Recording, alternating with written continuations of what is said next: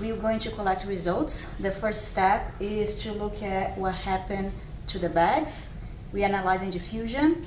So we want to see if the beaker solution diffused into the bag or if the solution in the bag diffused into the beaker. We're going to analyze the bags by measuring the final weights and comparing to the initial weights. First step, we're going to remove them all. And we're gonna dry them as much as we can so we don't get false results. We're gonna now measure the final weight. This is for bag number 1, and you're gonna repeat the procedure for all the remaining bags. We are now done with the bags. We're gonna put them in the trash, so the remaining results will be in our beakers. The next step is to get solution from each one of these beakers and place them in test tubes.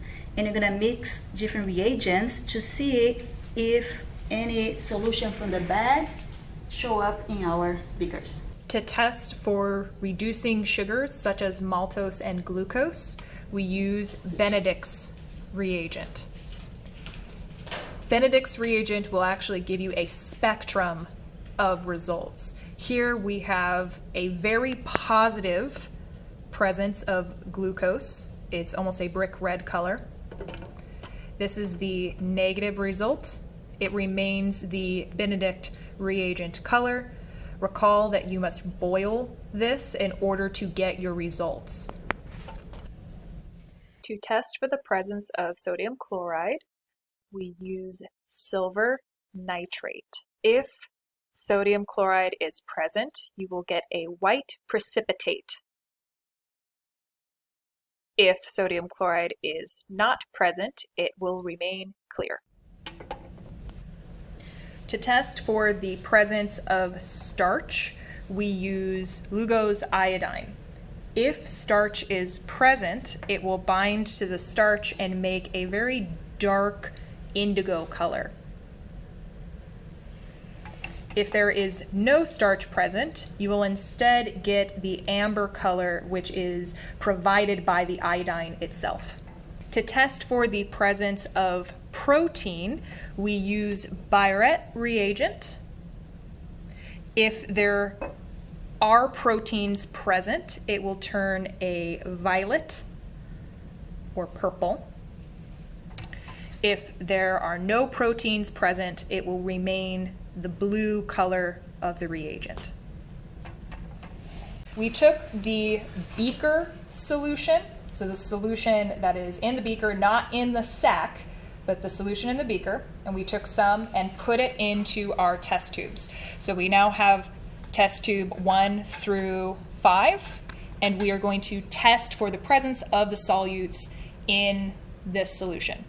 In the beakers holding bags 1 and 2, we are testing for the presence of reducing sugars. And we test for those solutes using Benedict's reagent.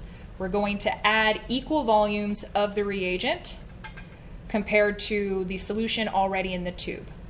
So I'm going to want about that much of the Benedict's reagent.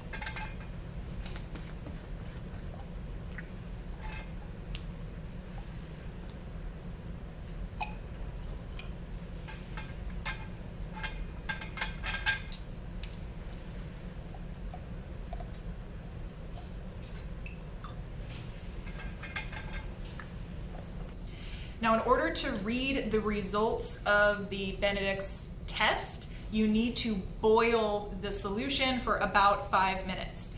Now take the tube, place it in,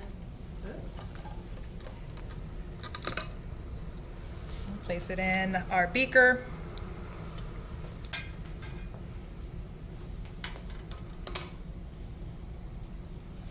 And we wait for about 5 minutes and we're looking for a color change. We are taking our tubes out for bags 1 and 2. The solution that held bag 1.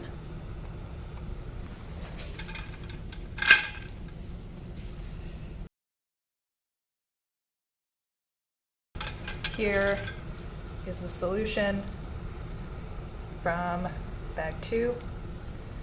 In bag 3, we are testing for the presence of sodium chloride. To test for this solute, we use silver nitrate.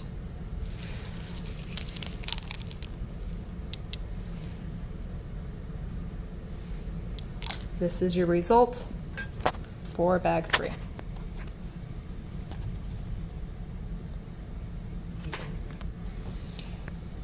In the solution holding bag 4, we are testing for the presence of starch.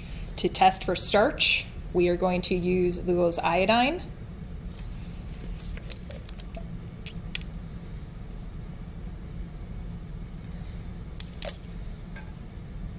Here is your result for number 4.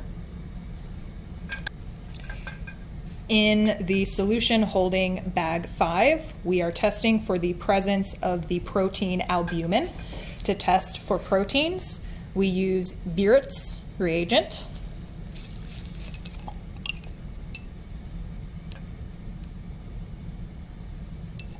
Here is the result for number 5.